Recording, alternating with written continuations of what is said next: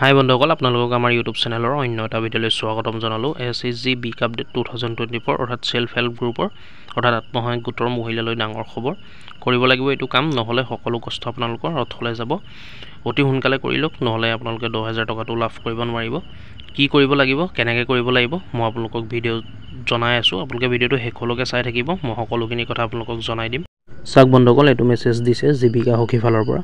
হয়তো আপোনালোকেও পাইছে যিসকল আত্মসহায়ক গোটত আছে, বা যদিও পোৱা নাই আপোনালোকে পাব অতি সোনকালে। সকলোৰে প্ৰতি এটি বিশেষ জাননী, মে 31 তাৰিখৰ ভিতৰত ভাৰত চৰকাৰে প্ৰৱৰ্তন কৰা সকলো বীমা যেনে PMJJBY আৰু PMSBY স্বয়ংক্ৰিয় নৱীকৰণ প্ৰক্ৰিয়া কৰা হ'ব।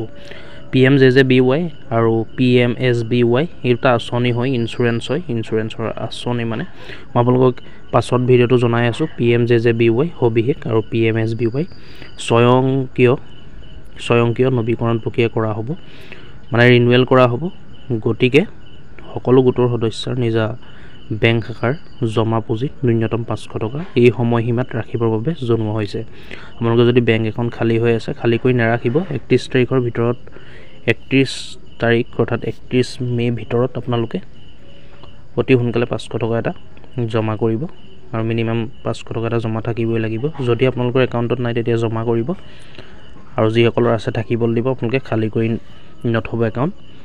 এই সময়সীমাত ৰাখিবৰ বাবে জনোৱা হৈছে। অতি সুখবৰটো হৈছে, যদি নিজৰ একাউণ্টত এই টকা বৰ্তমান মজুত নাই, তেনেহ'লে চিন্তাৰ কোনো কাৰণ নাই। নাথাকিলেও চিন্তাৰ কোনো কাৰণ নাই বুলি কৈছে, কিন্তু থকাটো দৰকাৰ, মানে থকাটো ভাল। এগৰাকী সদস্য নিজৰ গোট গ্ৰাম্য সংগঠন মণ্ডল পৰ্যায়ৰ সংগঠনৰ পৰা 6 মাহৰ ভিতৰত ঘূৰাই দিব পৰাকৈ বিনা সুতত টকা ল'ব পাৰিব।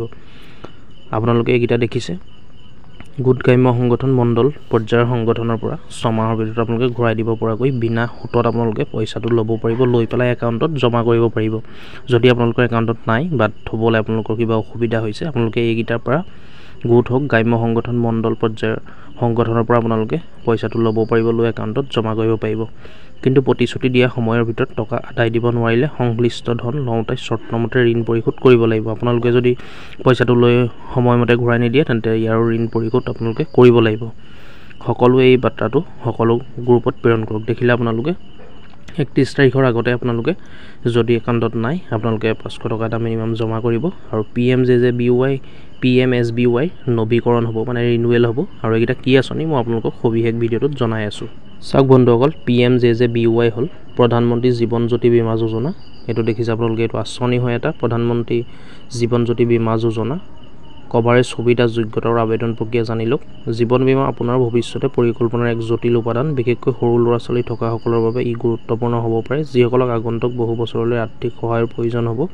এনে ক্ষেত্ৰত জীৱন বীমাই পলিচিধাৰীৰ মনত শান্তি প্ৰদান কৰিব পাৰে। PMJJBY কি আপোনালোকে চাই লওক। প্ৰধানমন্ত্ৰী জীৱন জ্যোতি বীমা যোজনা অৰ্থাৎ চমুকৈ PMJJBY উদ্যোগত চৰকাৰী সমৰ্থিত জীৱন বীমা আঁচনিৰ জৰিয়তে দেশৰ বিভিন্ন প্ৰান্তৰ লোকক সুলভ মূল্যৰ জীৱন বীমা আঁচনি প্ৰদান কৰা হ'ব। অৰ্থাৎ লাইফ ইঞ্চুৰেঞ্চৰ কথা কোৱা হৈছে। 18 পৰা 50 বছৰৰ ভিতৰত যিকোনো ব্যক্তিয়ে এই আঁচনিত নাম ভৰ্তি কৰিব পাৰে।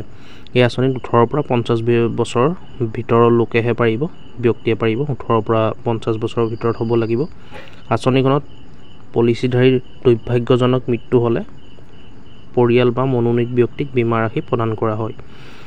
এইটো আঁচনিৰ দ্বাৰা মানে যিজনে কৰি থ'ব, তেওঁ যদি মানে পটককৈ দুৰ্ভাগ্যজনক মৃত্যু হয় বা কিবা এক্সিডেণ্ট হৈ মৃত্যু হয়, তেনেকুৱা ধৰণৰ পৰিয়াল বা মনোনীত ব্যক্তিক, মানে পৰিয়ালক এই আঁচনি দিয়া হ'ব, বা তেওঁ যিগৰাকীক নমিনি দি থোৱা হ'ব বেংকত, মানে যিগৰাকীক নমিনি দিব বা যিজন ব্যক্তিক নমিনি দিব তেওঁক প্ৰদান কৰা হ'ব এই আঁচনিটো।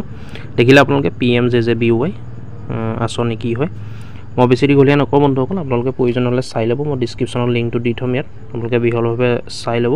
আৰু বহুতে হয়তো জানেই, PMJJBY সম্পূৰ্ণ ফৰ্ম প্ৰধানমন্ত্ৰী জীৱন জ্যোতি বীমা যোজনা দেখিছে আপোনালোকে। ইয়াৰ পিছত এটা আছিলে বন্ধুসকল PMSBY অৰ্থাৎ প্ৰধানমন্ত্ৰী সুৰক্ষা বীমা যোজনা চৰকাৰী কাৰ্যসূচী দেখিছে আপোনালোকে। প্ৰধানমন্ত্ৰী সুৰক্ষা বীমা যোজনা হৈছে ভাৰতৰ চৰকাৰী সমৰ্থিত দুৰ্ঘটনা বীমা আঁচনি। এইটো এটা ইঞ্চুৰেঞ্চ হয়, এক্সিডেণ্ট ইঞ্চুৰেঞ্চ। প্ৰথমে 2015 চনৰ ফেব্ৰুৱাৰী মাহত বিত্তমন্ত্ৰী প্ৰয়াত অৰুণ জেটলীয়ে 2015 চনৰ বাজেট ভাষণত ইয়াৰ কথা উল্লেখ কৰিছিল। ইয়াক আনুষ্ঠানিকভাৱে প্ৰধানমন্ত্ৰী নৰেন্দ্ৰ মোদীয়ে 8 মে'ত কলকাতাত মুকলি কৰিছিল। দেখিলে আপোনালোকে PMSBY আৰু PMJJBY কি আপোনালোকে দেখিলে আৰু ইয়াক এই দুটা আঁচনি ৰিনিউৱেল কৰিব সেইকাৰণে আপোনালোকে 500 টকা মিনিমাম বেংকৰ একাউণ্টত জমা কৰি ৰাখিব লাগিব গতিকে ভিডিঅ'টোত গম পালে আপোনালোকে 31 মে আগতে যদি যিসকলে কৰা নাই মানে যিসকলৰ একাউণ্ট খালী হৈ আছে বা যিসকলৰ আছে আপোনালোকেও উইথড্ৰ নকৰিব আৰু পাৰিলে ডিপজিট কৰিব গতিকে ভিডিঅ'টো যিমানেই আছিলে আপোনালোকে ভিডিঅ'টো শ্বেয়াৰ কৰিব যাতে সকলোৱে গম পায় আৰু ভিডিঅ'টো লাইক কৰিব